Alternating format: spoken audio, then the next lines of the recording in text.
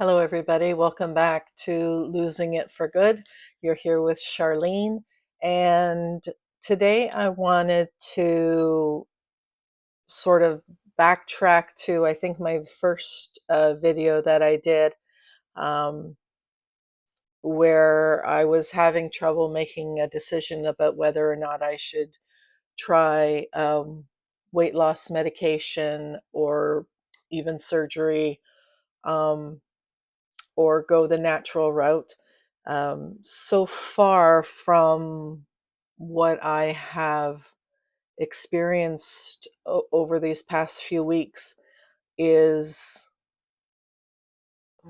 and also just from knowing myself, um, I've decided to make the choice to do a medically supervised weight loss plan. Um, so I want to share with you why I chose to go this route and how it works for me. And if you're on your own journey, then maybe this might give you some insight or a little encouragement or whatever. You don't have to be on the same journey as me. Um, I chose this route because of my personality and just knowing um, where I'll succeed and where I won't succeed. And no matter what route you take, it's going to be hard. It's going to require permanent change, um, and perseverance and commitment, obviously. Those are the big things. And my big why is still in the forefront. And that is just that, you know, I want to live. I want to live life again. I'm tired of being in pain or tired. This was a bad week for me with regards to fatigue. I was tired all week long, but that's another story. We'll hit that in the next episode, which I believe comes out on Monday.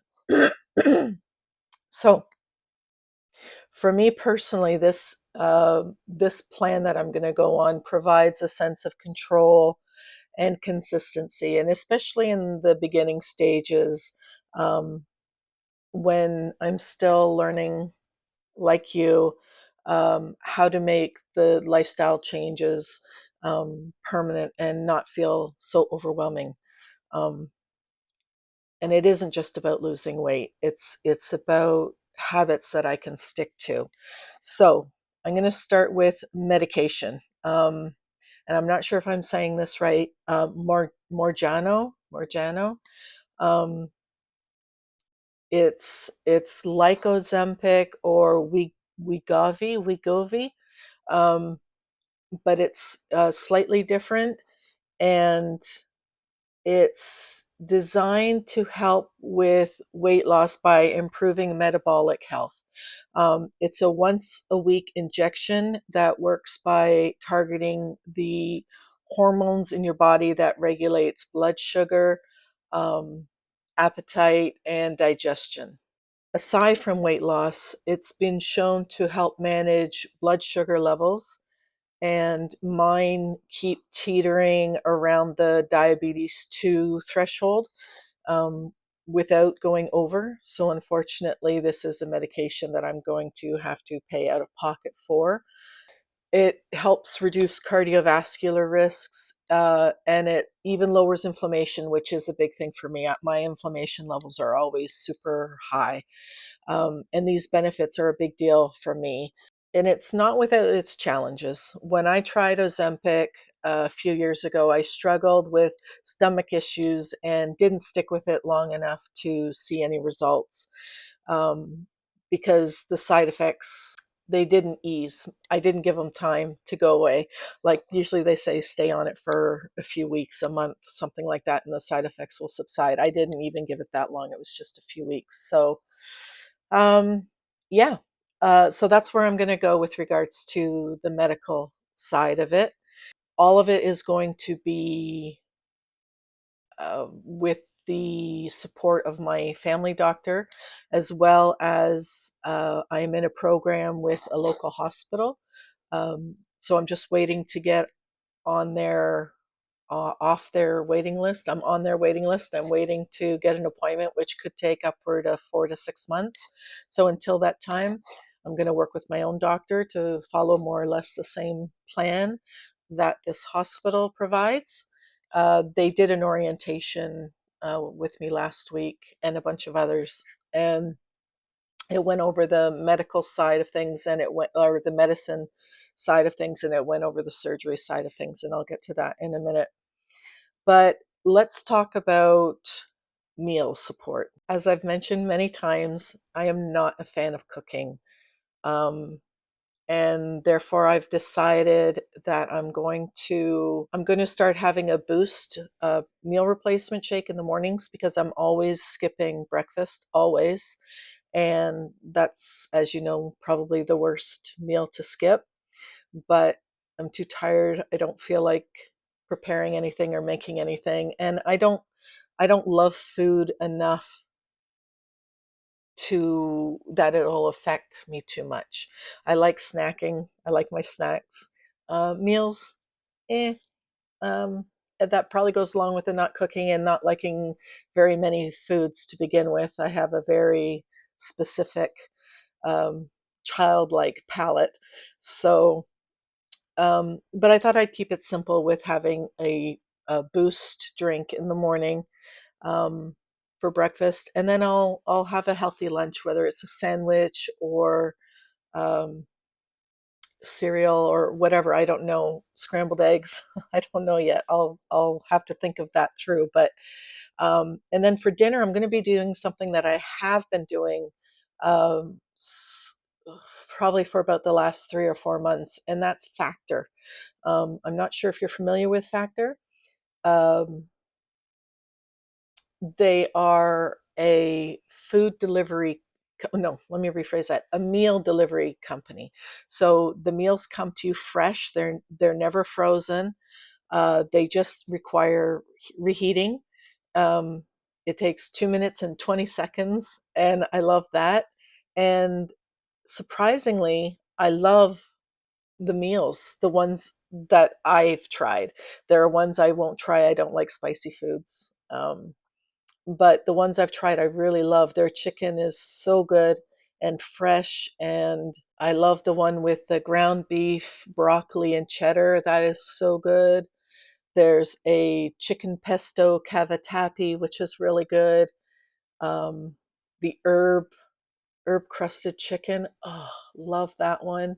And there's something that I found out I like that I didn't know because of trying these meals is um, mashed cauliflower. I think that's what it's called. Mashed cauliflower, mashed celery cauliflower, something like that. Um, Anyways, check them out. I'll put a link in the description below. But I really recommend, especially if you're like me and you hate cooking, you hate dishes. This is perfect. You need a fork. Sometimes you need a knife, and 2 minutes and 20 seconds, and bam. And if you think about, and my whole family eats this, so we all love it. Some weeks there'll be meals that I'm like, not crazy about, so I'll get like 3 or 4 of the same meal. Um, but then I always have a couple of other frozen meals that I'll have as backup in case I'm not in the mood for one, which is rarely the case. I've been on it, like I said, for a long time, and it's the right portion size and it's healthy. You can get high protein, you can get uh, keto, you can get um, what else is there? Vegetarian, vegan. There's all these different options that you can choose from. So for me, that's the easiest way of to simplify things for me, as well as have some variety. Not a lot. I don't need a lot. Um, but I just want to put it out there that for me personally, that's sort of what works. Um, Oh, the other thing with Factor is when you first do it up, so 12 meals is approximately $165. That's Canadian. And that seems like a lot, but when I wasn't doing the meals and I was just doing the grocery shopping, you have to have variety. Uh, my family especially likes variety. And to cook a variety, you had to buy so many different ingredients and so many different foods. And this was a way to get all of that without spending probably closer to $300 or $400 a week on groceries if I wanted to try and do it that way. Before you think it's expensive, I mean it is. Don't get me wrong, but grocery for grocery, price for price, um, I actually think it ends up being a little cheaper for me and my family. Anyway, okay, so let's go to the surgery route. They talked about two different types of gastric surgery. One is called a sleeve, and that's where they cut a large portion of your stomach out. It's a sleeve. It makes your stomach really small, like apparently the size of a golf ball. And the other one is the bypass, where um, it's similar. I'll put a diagram so you can see exactly the difference between the two. But I decided that those options weren't for me. The risks for um, death were too high. Um, the hospital that I talked with told me it was 1 to 2 for every 1,000 people. So, which is similar to what I said in my first video that it was 1 in 500. So, about the same. Um, Probably, I'm sure as the years go on, it gets less and less. However, the one thing that isn't seems any better are the complications, the side effects. And those are just too, again, I don't want to have bathroom issues. I don't want to have stomach pain, and I don't want to throw up as I'm eating because I've put one mouthful too much in my mouth. That's just me. If you have the courage and the disposition to go that route, I wish you all the best. And not taking away, like I said, all these options are hard work, all of them. And a lot of people think one is easier than the other or taking the easy way out. And none of them are the easy way out, because if you do it as an easy way out, you are going to gain it all back, even with the surgery. Actually, especially with the surgery, the rate of um, returning to your previous weight is much higher with the surgery. And this drug I was talking about, Mounjaro. I'm not sure how to say it. I haven't got it yet, so I'll let you know while I'm going through it once I get it, and I'll let you know how it's making me feel, and I'll be the guinea pig. But it has an even better results than Ozempic. So for me personally, this structured plan gives me a solid foundation to build on. It's sustainable, it's manageable, and it feels like something that I personally can stick to for the long haul. So that's where I'm at. So, how about you? Have you tried a medically supervised program? Um, are you considering one? Have you tried any of these medications that I'm listing here? Um, all have different effects, and all have different um, rates of success, and their own side effects. So just reading from the different ones, this one sounded the best for me.